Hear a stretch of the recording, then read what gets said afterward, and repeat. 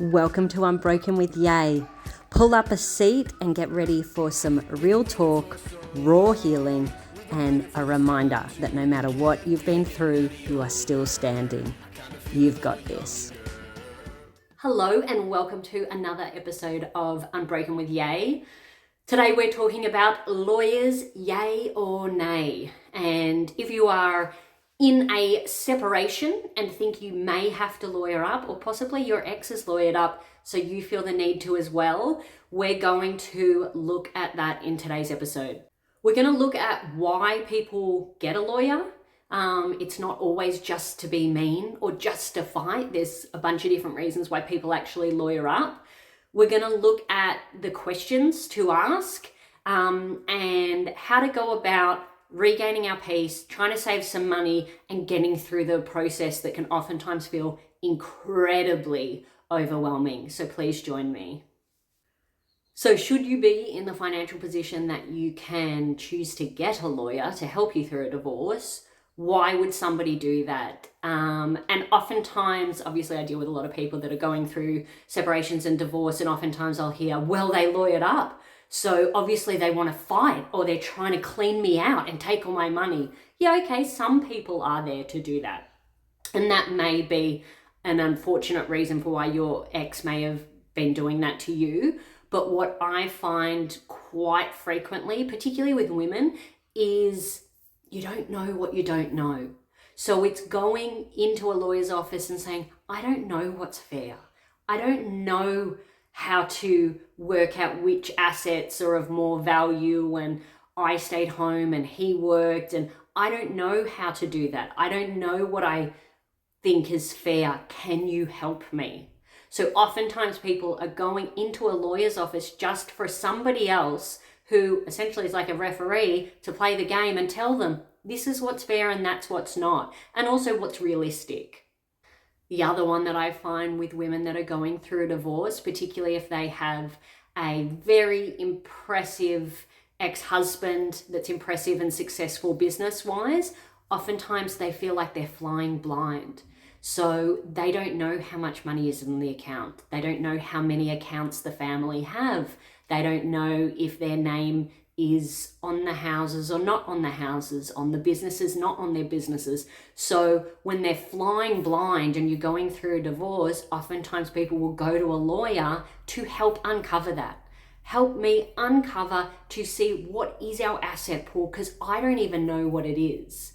So that's oftentimes a really strong reason for why somebody, it's not that they're trying to take something from somebody else, it's that they don't know what is in their entire pool because they've never had financial responsibility or access. They've allowed that to go to their partner, who now is their ex-partner. So in order to work out a fair division, they need access to that, and sometimes that's easier when it comes professionally via solicitors. And then the third reason that I oftentimes see of why somebody would lawyer up is just for a boundary.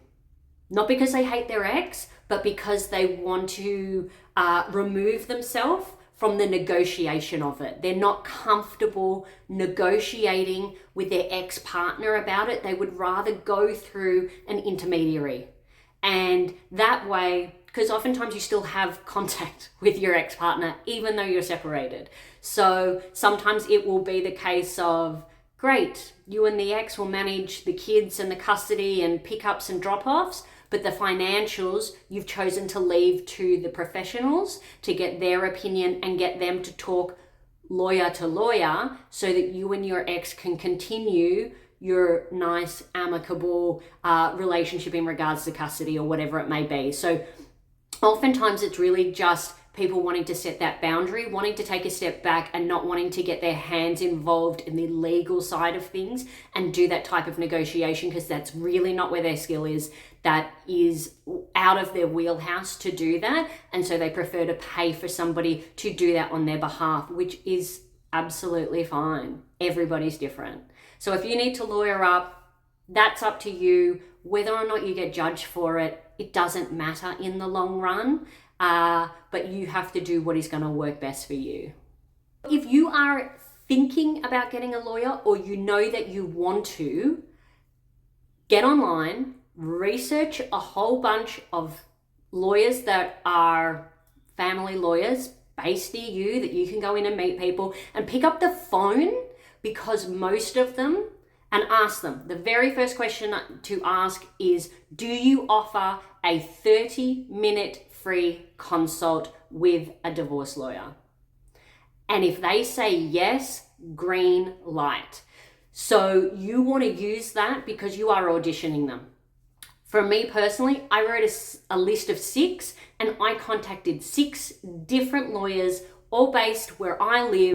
That was their business. They were specialized in family law court, so that I could ask them questions based on that 30-minute consult period. So you really want to treat it like a job interview, in the sense that do not waste that 30 minutes crying, or like a therapy session, or bitching about your ex. You're wanting to get information.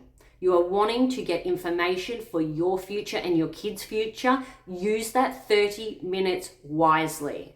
Have those questions written out before you pick up the phone. And of those questions, I did essentially a litmus test, which was, I had one question that was the same for every single lawyer. And then the rest of them, I had this long list of questions that I wanted answered. So I'd give, I'd ask 4 to the first one, 4 to the next one, 4 to the next one. But there was one question that I asked that was the same question for every single lawyer that I called. The reason I did that was because I wanted to gauge how they would explain things to me. So can they tell me in layman's terms? Because I don't know. Their strategy and how they viewed it, their tone, their gauge. I wanted to be able to compare each of those lawyers based on one question. And then I would go through my list of other questions that I wanted answered in order to help me move through the process of separation, then to divorce. The other thing you want to do during that 30-minute consult period is to ask about fees. And do not be afraid to negotiate. I treated my divorce like a business, so I negotiated. I asked everybody for a discount, and what I ended up negotiating for myself was any of the admin or the basic drafting of documents. My lawyer's office agreed that they would get a junior associate to do that, and I would be paying $300 per hour for those services. And then anything that was a big ticket item, so anything to do with court attendance, judges, face-to-face meetings, formal filings, that's where I would pay my solicitor to be on deck at $500 an hour. So I did a hybrid cost model where I paid for all the easy stuff for the junior burger to do it, and then all the senior and important stuff for the solicitor to do that on my behalf. And that's how I managed to save money. Got to remember that you're the CEO of your own life, you're the CEO of your own house. So treating my divorce like a business worked well for me, because I was able to negotiate to pay the appropriate price for the appropriate skill level and task. So think about things like that, where you can negotiate on your own behalf, and the worst that can happen is someone says no. But if you can negotiate to save yourself a little bit more money, you sure as hell need it if you're about to go through a divorce. So I wish you the best of luck with that. Try it and see. So if you're wanting to talk to a solicitor about your divorce, here are 10 questions and themes that you want to ask them about based on your particular situation. First question I would be asking, particularly if you've been a caregiver, a stay-at-home parent at all during that period of time that you were married, is cool, how is this equated? How is this equated when I have contributed but non-financially? How does that place me in this situation during this divorce? And are these assets looked at equally? Are my contributions looked at equally? In Australia, they are. But you want to ask based on your circumstance. Number 2 is the myth of the deed. So whether or not your name is on shared assets, assets that you owned before during the marriage took place, particularly if you don't have any type of prenup, you want to know, Cool. How does the asset fall into the mix? And usually within Australia, it's pooled all together. It's one big asset pool. But you want to ask about the asset pool based on what is and is not in your name. Number 3, you want to ask about hidden assets. And you want to talk to your lawyer about what if my ex has hidden assets, accounts, businesses, offshore accounts that I'm unaware of. How can you help me find that, locate it, and assess whether that can go into our asset pool for the divorce? You want to talk about the duty of disclosure with your lawyer. Number 4 is superannuation splits. I never thought about super when I went through a divorce. I didn't even really know how much I had at that point in time because I'd spent so much time on mat leave. And women in general have usually so much less super than men because we don't get paid superannuation while we were on maternity leave.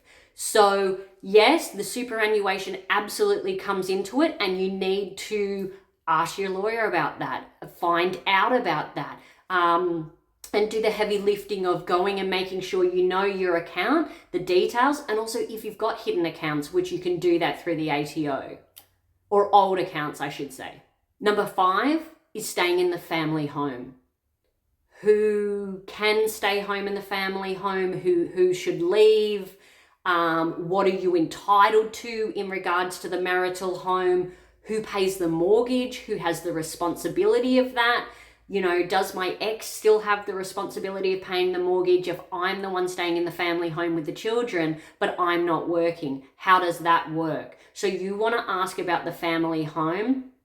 Usually you do have rights to stay there, so don't jump out if you don't have to. Ask about the family home. And then you also want to ask about, if you have a mortgage, funding that mortgage or paying for rent. And oftentimes, which was the case for me, we were able to call the bank and freeze it, put it on pause while we were going through a divorce. So you want to know this type of information. Number 6 is spousal and child maintenance, in the sense of if you are in a position where you are now separated, you're living in the family home, you're looking after the kids, but your ex isn't there and you have no financial means and your ex does, this is what you want to ask your lawyer about. Cool, how does this work?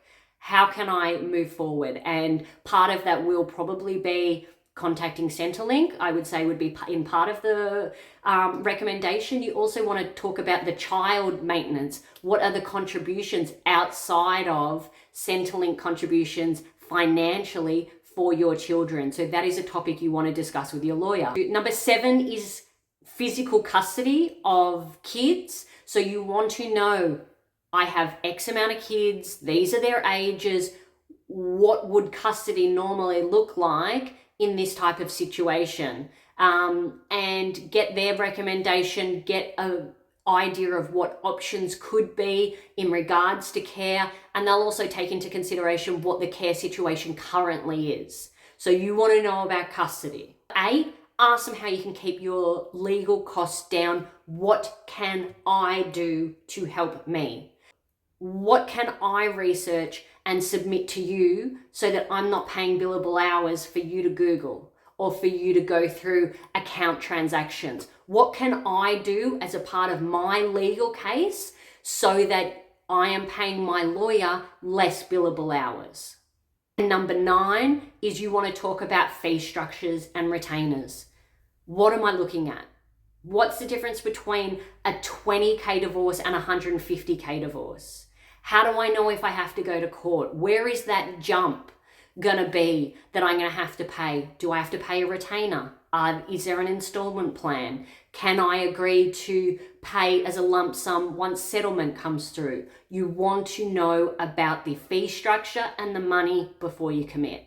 Number 10, you want to know from your lawyer what your strategy is for peace. So when I'm talking about for a piece, I'm not talking about going for a walk in the park or something really lovely. I'm talking about, cool, how do we go about getting all the custody, the financials, everything in order and agreed upon in the quickest, most amicable, fairest way in order to move forward so I can have some peace in my life.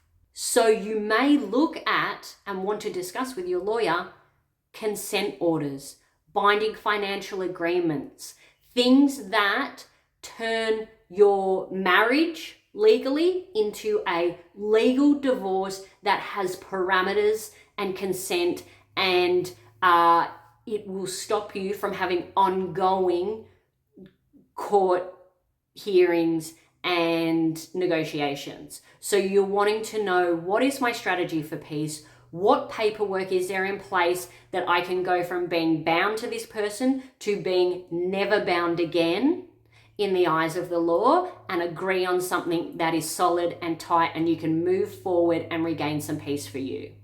The next thing we're going to talk about is when to stop fighting and when to know the difference between winning the fight and winning the war.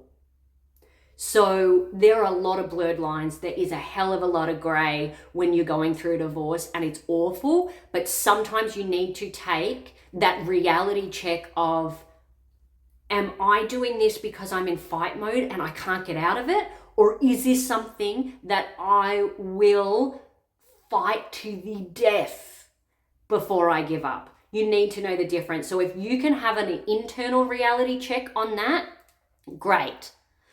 I was too emotional, and I knew that if I asked friends or family, they would have a biased opinion. So what I chose to do was, when I needed a reality check, I called professionals. I called my lawyer, I called my accountant, I called my psychologist, I called my financial advisor. And I would say to them, is this the mountain I want to die on? Is this worth fighting for? Or am I getting lost in the battle of this divorce and it's not worth it? So if you can give yourself a reality check, great, do it. If you can't, find a professional that is unbiased and has seen situations like this before, and sometimes they really will give you some really great advice, because there were certain things that I continued the fight for, and there were other things where I was given the advice, stop now, or you'll be doing this for decades. You want to do the math on if it's worth winning the fight versus winning the war. And when I say doing the math, if you are going to spend $20,000 in legal fees to fight on principle over an asset that's only worth 10, it might not really be worth the battle. You've already lost. You've actually lost twice. You've lost the fight and you've lost 10K. So you need to know, if it's, particularly if you're fighting over something financial, is it worth it in the long run? And is it worth it in the long run leads me to my golden rule. My mantra when I was going through my divorce was, I can always make the money back, but I cannot make the time back. My strategy was to get through this divorce like I would any other business deal, as calmly, quickly, and efficiently and amicably as possible. Because even if I have to start the slate clean with no money in my account, guess what? I can make it back again. I can start from scratch again. I know that I'm capable of doing so, but I cannot get the time back. I do not want to be in court for years and years and years fighting over things like money when I could just cut the crap, start again, and get going at finding peace for me and my kids and start my life over. So that was my mantra during my divorce, was I can always make the money back, but I cannot make that time back. And the ultimate win in that is when you're not focused on bleeding your ex dry, you can focus on peace. You can focus on, what is my next step after this? Where am I going to go once this is all over? And start to focus on yourself again. So instead of using all that hatred and anger and resentment and focusing on getting as much cash as you can, when you draw that line in the sand for yourself and you're like, I pick peace. I don't want drama. I'm too old for this. I don't have enough energy for that. I just want it to be happy, and I want to be in a calm, safe space where it's just me and my kids and we feel secure. Thank you for joining me. As always, there is a downloadable free worksheet available, and it includes those 10 questions that you want to ask when you're jumping on the phone for your free 30-minute consult with a lawyer. So www.unbrokenwithyay.com.au is where that worksheet and all the other worksheets are. That one is free and downloadable, and you can even add in your own questions. Please like, subscribe, and follow. I absolutely love to hear your ideas in regards to topics that I should cover for podcast episodes. And if you have feedback, please feel free to DM me and send me all of those extra questions that people should be asking a lawyer. I'll be posting those as well. All the best until next time. You are definitely unbroken. You are going through a really, really tough period, but you can get through it to a place of peace and light, and you will get back to being you. But while you're going through the trenches, know that I'm with you. We're all in this together. All the best.